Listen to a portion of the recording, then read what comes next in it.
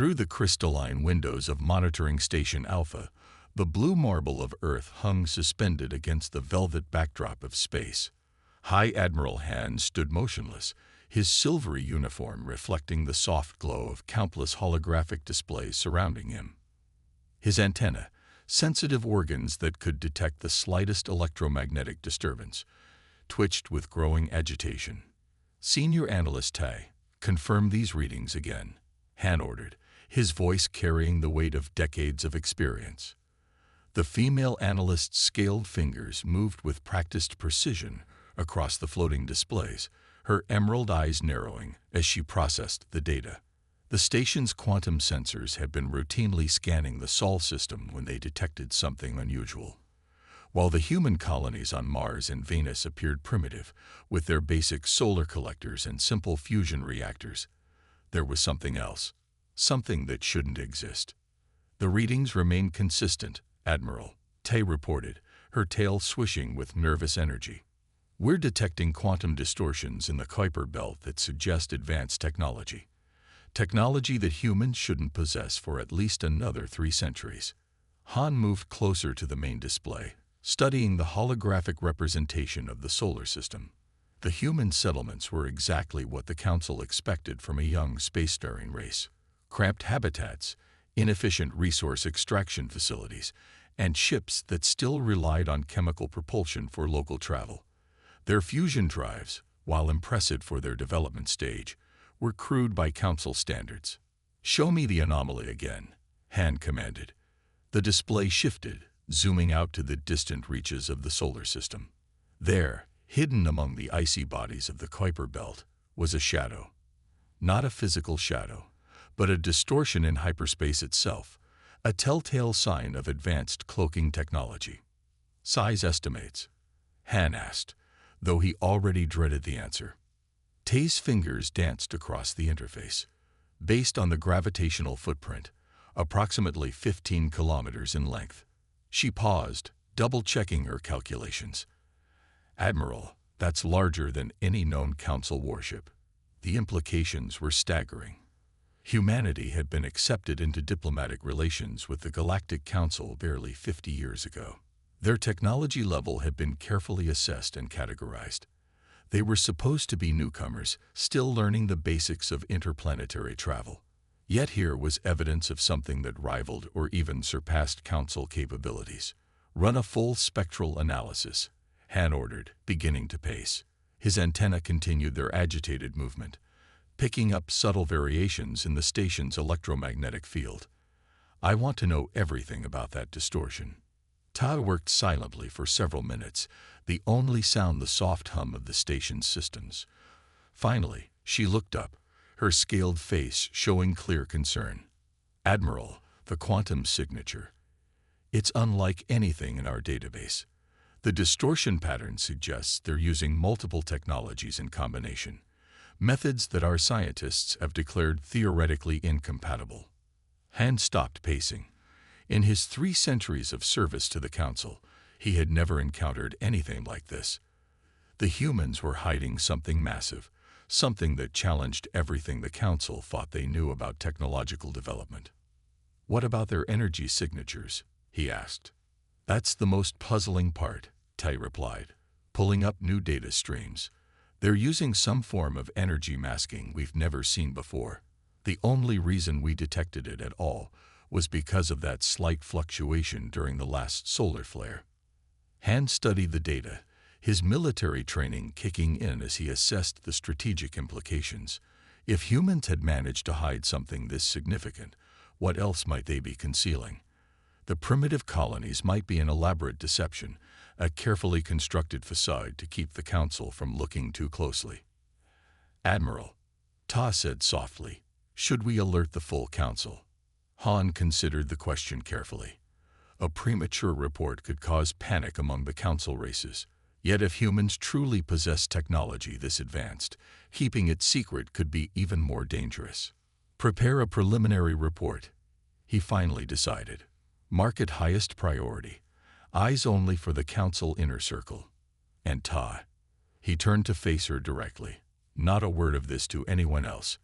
not even your direct superiors. As Ta began composing the report, Han returned his gaze to Earth. The planet looked so peaceful, so ordinary.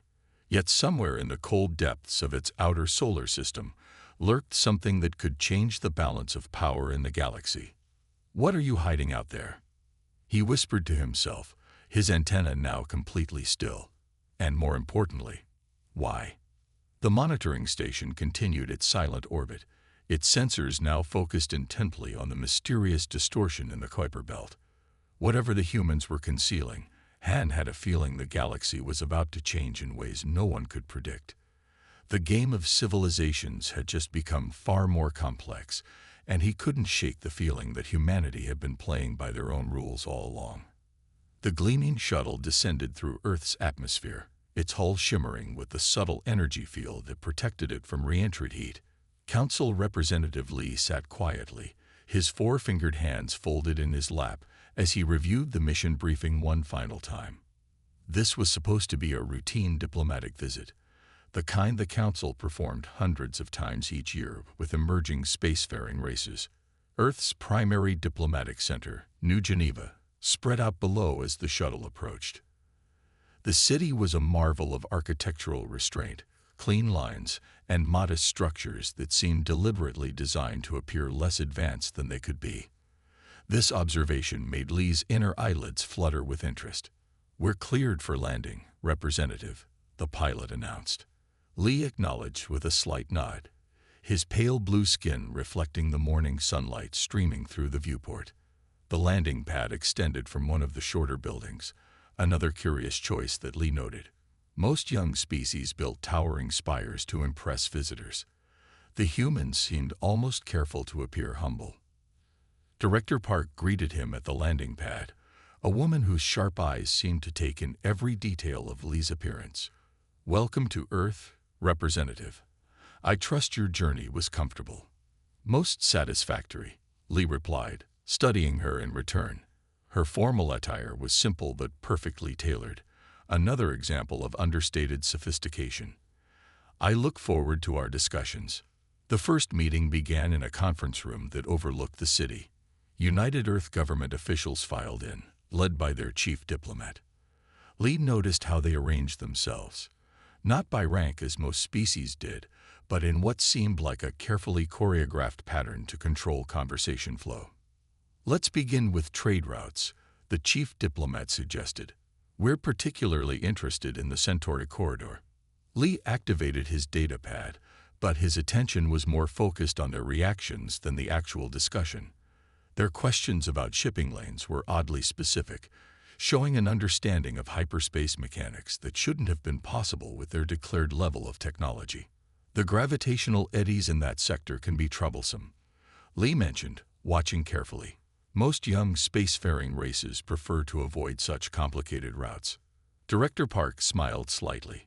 "We find that proper calculation of entry vectors can compensate for most gravitational irregularities. Basic physics, really." But it wasn't basic at all. The equations needed for such calculations had taken Council mathematicians centuries to perfect. Lee made a note in his neural implant. The tour of their orbital shipyards later that day only deepened his suspicions. The facilities appeared appropriately primitive at first glance. Simple construction docks, basic assembly robots, conventional propulsion testing areas. But Lee noticed how the human engineers smoothly redirected conversations whenever he asked about certain sections of the facility. "And this area?" he asked, pointing to a sealed door with unusual security markers. "Storage for common repair components," Director Park replied smoothly. "Too smoothly. Nothing interesting, I assure you. Shall we move on to the propulsion testing chamber?" Lee noticed how she positioned herself to block his view of the door's security panel. The movement was so natural, it would have seemed accidental to most observers. But Lee had spent decades in diplomatic service, reading the subtle languages of different species. During the facility tour, he paid special attention to the workers.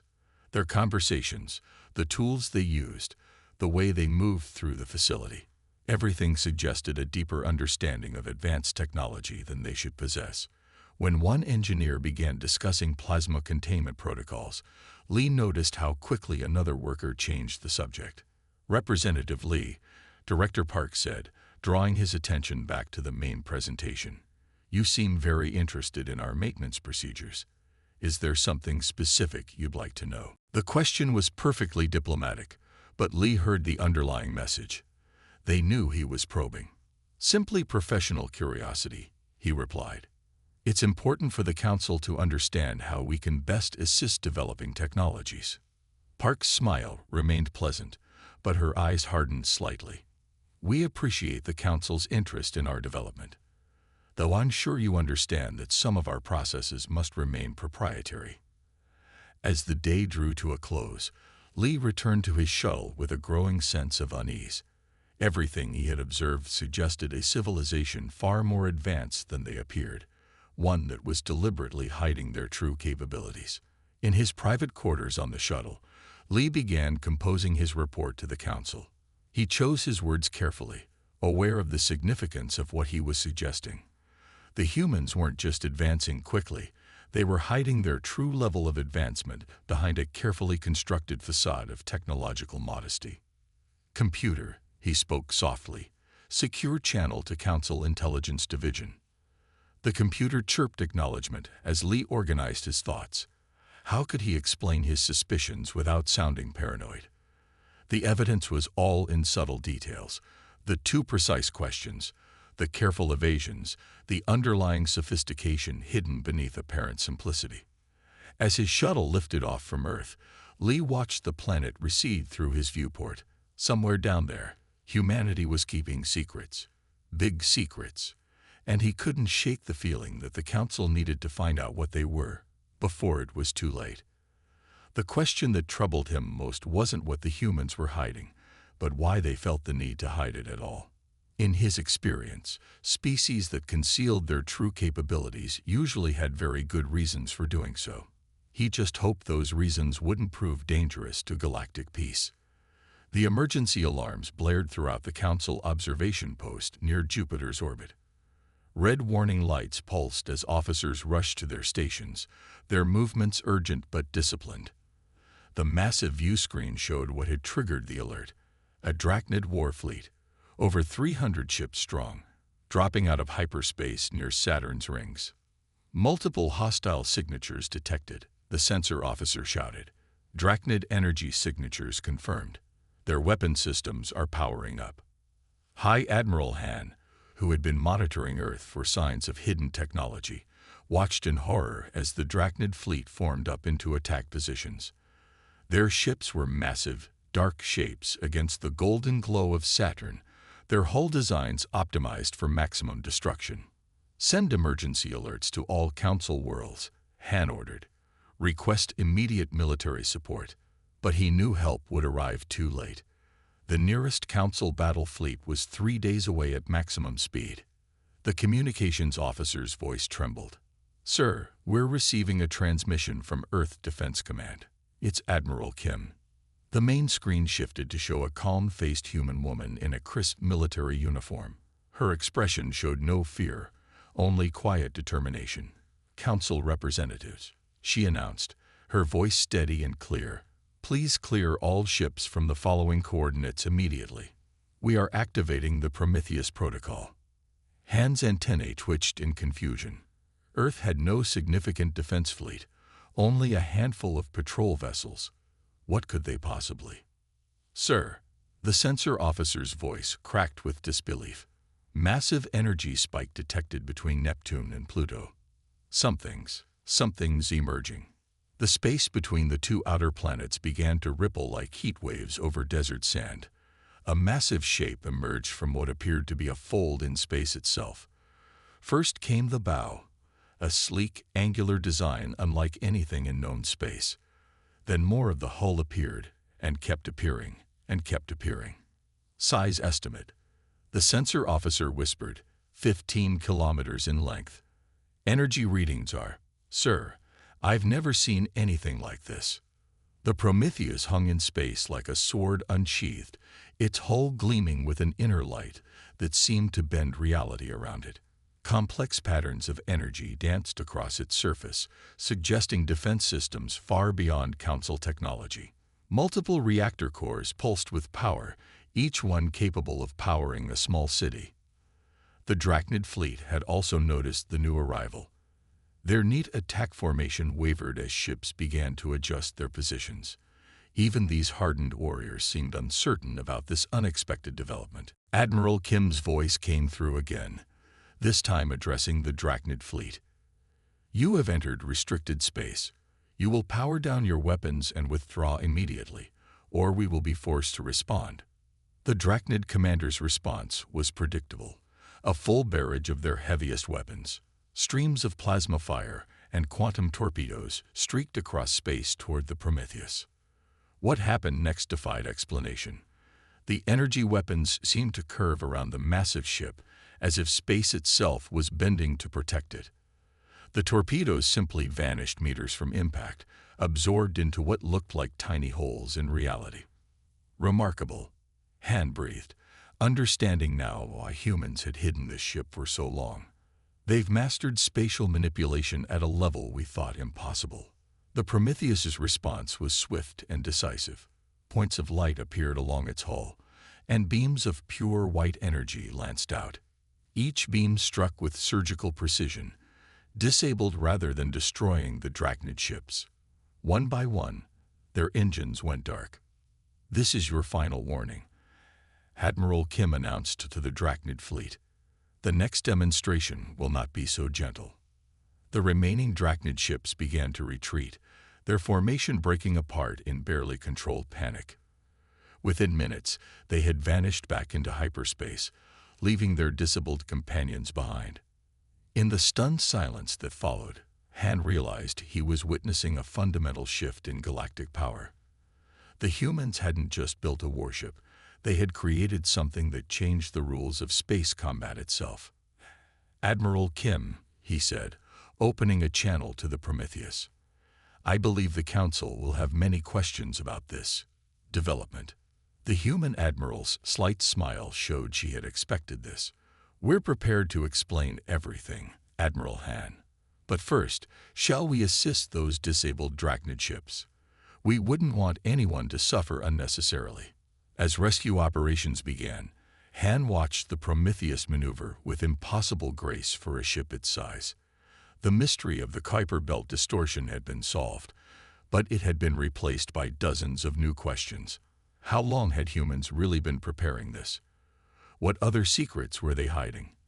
And most importantly, what did this mean for the future of galactic peace? One thing was certain: the galaxy would never be the same after today. The legend of the Prometheus had begun, and with it, a new chapter in human history. The vast bridge of the Prometheus stretched before Commander Song like a cathedral of technology. Holographic displays filled the air around her command platform, showing the positions of both friendly and enemy vessels. Her crew worked with quiet efficiency at their stations, their movements precise and practiced after years of secret training. "Drachnid flagship is moving to attack position," announced Lieutenant Moon from the tactical station. "They're charging their main weapon arrays." Song allowed herself a small smile. The Drachnid commander was following textbook Council combat tactics, exactly as their simulations had predicted. For decades, humanity had watched and learned from alien combat encounters, analyzing their strategies, finding their weaknesses. "Bring us about," Song ordered. "Execute maneuver pattern Echo 7. The massive warship moved with impossible grace. The hybrid quantum gravitic drive, combining technologies that the Council races had never thought to merge, allowed the Prometheus to ignore many of the normal laws of physics. The ship pirouetted around its own axis, even as it accelerated in a completely different direction. Enemy flagship firing. Moon's voice was tense but controlled. Streams of concentrated plasma erupted from the Drachnid vessel, enough firepower to vaporize a small moon. But as the energy approached the Prometheus, something extraordinary happened. The defensive screens, developed in secret laboratories beneath Earth's oceans, caught the incoming fire. Rather than simply blocking it, they absorbed the energy. channeling it through complex systems within the ship's hull. Power absorption at optimal levels, reported Chief Engineer Kang. Redirecting enemy fire to our secondary weapons array. Song nodded, remembering the years of development that had led to this moment. Show them what we've learned. Target their primary drive cluster. The Prometheus's weapons officer, Lieutenant Park, input the targeting coordinates. The ship's advanced targeting systems, combining human innovation with observed alien technology, locked onto the vulnerable spots in the Drachnid flagship's design. Target locked, Park announced. Ready to fire. Send them their own energy back, Psalm ordered. Full dispersion pattern. The absorbed plasma energy, now refined and focused through the Prometheus's systems, erupted from multiple points along the ship's hull. But unlike the raw power of the Drachnid attack, this was surgical precision. The energy beams threaded through the enemy's shields as if they weren't there, striking exactly where humanity's long analysis had shown their defenses would be weakest. The Drachnid flagship's drive cluster flickered and died. The massive ship began to drift, its main power systems completely disabled by the precise strike. Multiple enemy vessels moving to support their flagship, Moon reported. They're adjusting their shield frequencies. Too late, Song said quietly. They're still using defensive algorithms we mapped out years ago.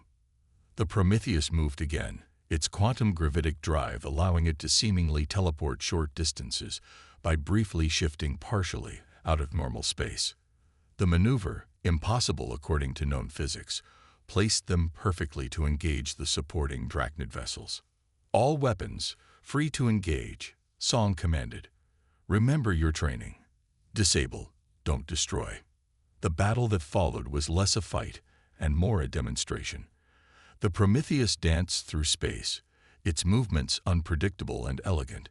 Each strike was precisely calculated, each defensive maneuver the result of years studying Drachnid tactics.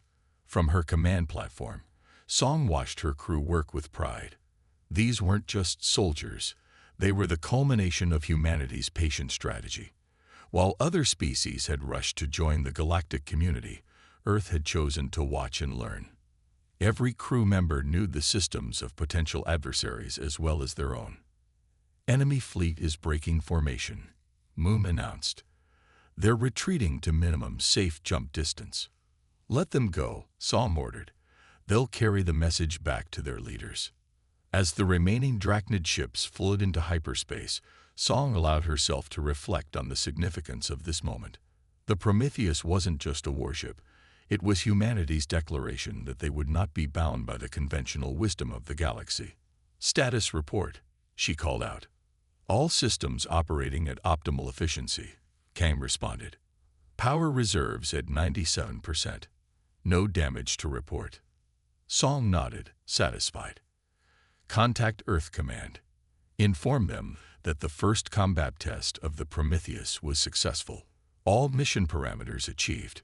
As her crew began sending the report, Song studied the disabled Drachnid flagship on her displays. Soon, the Council would have questions. They would want to know how humans had developed such advanced technology in secret. The answers would change the balance of power in the galaxy forever.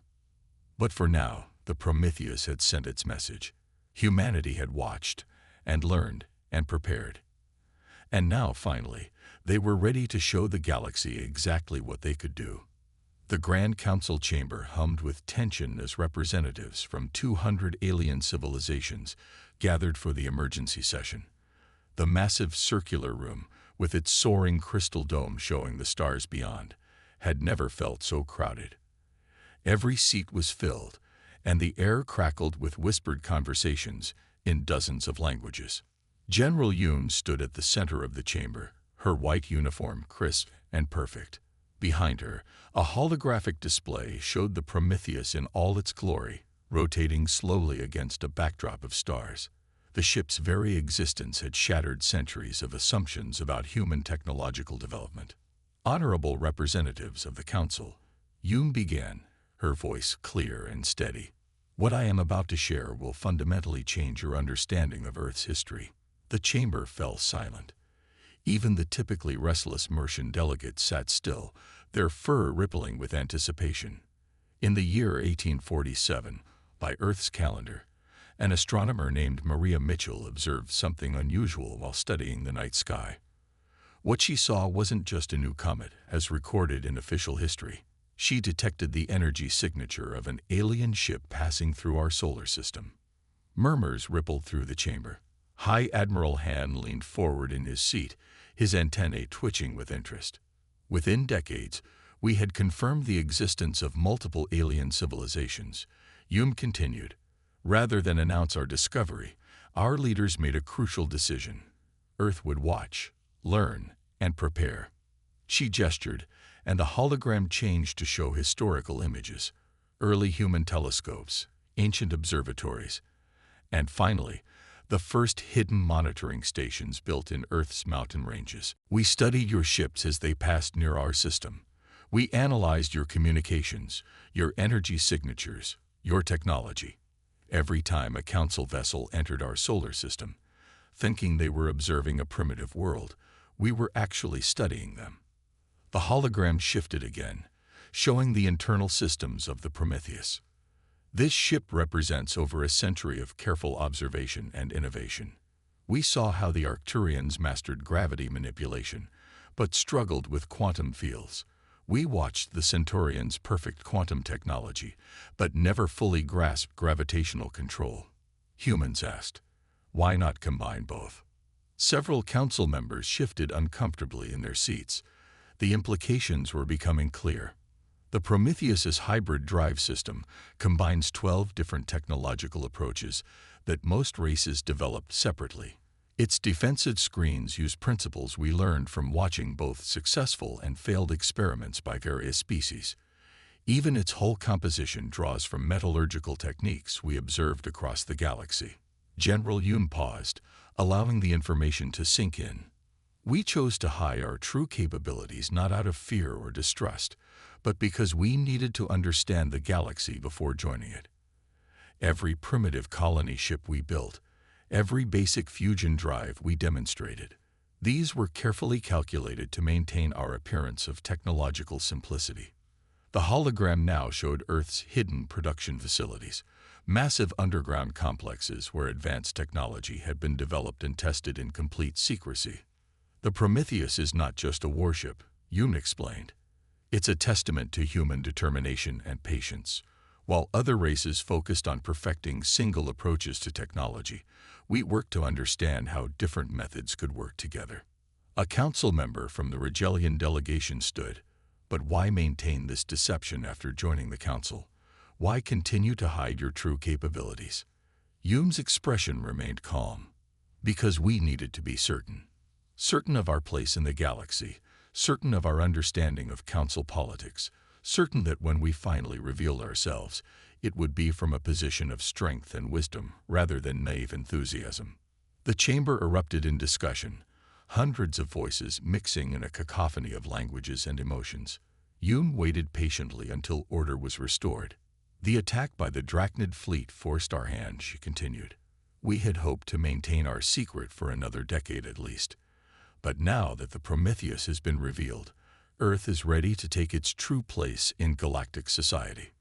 She gestured one final time, and the hologram showed the full extent of Earth's hidden technological achievements.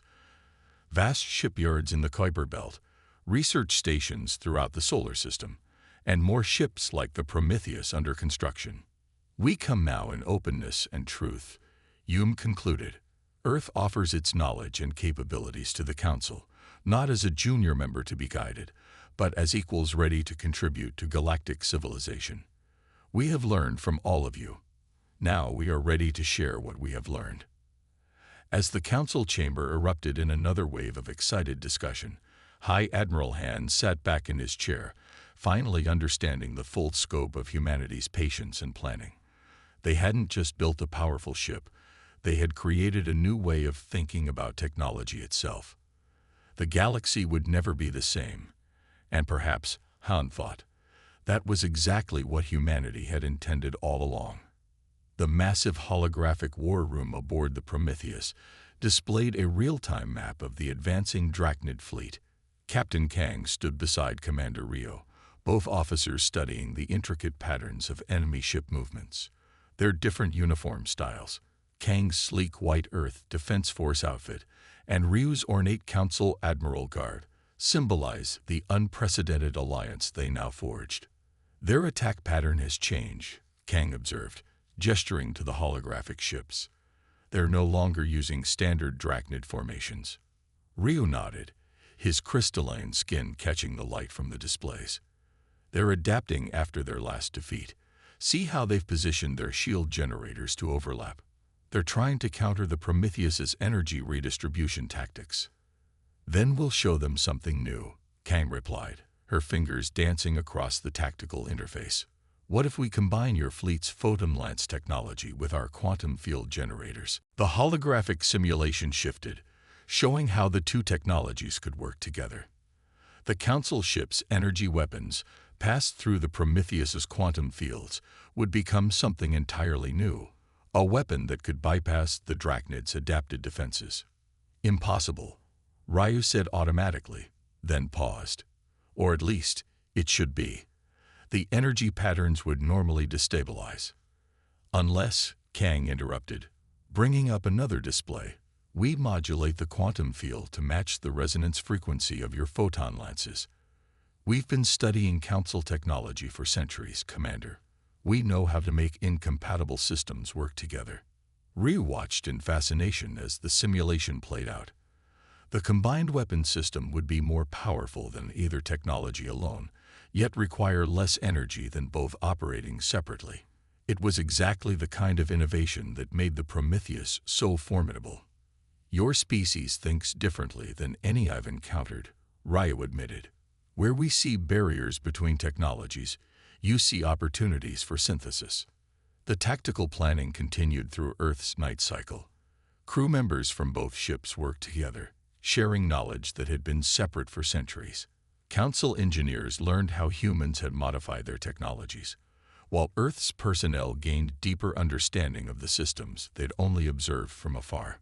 The Drachnids will attack within 48 hours, Ryu announced, studying fresh intelligence reports. Their main fleet has gathered near the Horsehead Nebula. Kang nodded, already adjusting the battle plans. We'll need to coordinate the entire combined fleet. The Prometheus can serve as the focal point, but every ship will need to understand their role in the new tactical doctrine. Throughout the massive warship, human and alien crews trained together. In the engine room, Council technicians marveled at how Earth engineers had combined multiple drive systems into one seamless whole. In the weapons bays, human officers explained how they'd adapted various alien technologies to work in harmony. Watch the energy flow carefully, a human engineer explained to her Council counterpart. The trick isn't forcing the systems to work together, it's finding how they naturally complement each other. As the hours counted down, Kang and Rio finalized their battle strategy. The holographic displays showed hundreds of ships, Council vessels of every design alongside the Prometheus and its newly revealed sister ships. Your vessels will take the flanks, Kang explained. The Prometheus will create quantum corridors that your ships can use to strike from unexpected vectors. The Drachnids won't be able to predict our movements when we're all working as one unified force. Ryu studied the plan with growing appreciation. You've created more than just new technology, he said. You've developed a new way of thinking about space combat itself. The alarm klaxons sounded. The Drachnid fleet had been detected entering the system. As crew members rushed to their battle stations, Kang and Ryu shared a final look of understanding. Remember, Kang said to the combined fleet commanders, we're stronger together than apart. Everything humanity has learned from watching the galaxy has led to this moment. The Prometheus's engines hummed to life, its hybrid systems preparing for battle. Throughout the ship, human and alien crews worked side by side, their differences forgotten in the face of a common threat. What had started as Earth's secret preparation had become something more, a true alliance that would reshape the galaxy. As the first Drachnid ships appeared on the long-range sensors, Kang allowed herself a small smile. Humanity had spent centuries watching and learning from the galaxy. Now it was time to show everyone what those lessons had taught them. All ships, battle positions, she ordered. Let's show the Drachnids what happens when the galaxy stands united. The combined fleet moved into formation, ready to write the next chapter in galactic history. The age of separation was over. The age of synthesis had begun. Stars shimmered through the crystal dome of the Grand Council chamber as Director Jin took her place at the central podium. Above, visible through the transparent ceiling, the Prometheus hung in high orbit, its massive form catching the light of the nearby sun. The ship that had changed everything now served as a silent witness to this historic moment. The chamber was packed with representatives from every council race. Many still showed signs of recent battles, bandaged wounds, and replacement limbs testament to the fierce fighting against the Drachnid fleet.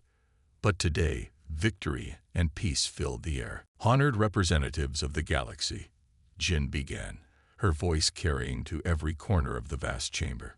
Today marks not just the end of a war, but the beginning of a new era in galactic cooperation. The holographic displays activated, showing scenes from the recent battles. The Prometheus moved in perfect coordination with council ships, their combined technologies achieving what neither could do alone. For centuries, humanity watched the stars in silence. We saw your ships pass through our system, studied your conflicts, learned from your achievements and setbacks. Some might call this deception. We call it preparation. Jin gestured, and the displays shifted to show Earth's hidden history, the first detection of alien life, the secret facilities built beneath mountains and oceans, the careful development of hybrid technologies that no single race had thought possible. The Prometheus represents more than just technological achievement. It stands as proof that different approaches can work together, that seemingly incompatible systems can be unified. Just as we combined your technologies, now we must combine our knowledge and wisdom. The council members listened intently as Jin outlined Earth's proposal.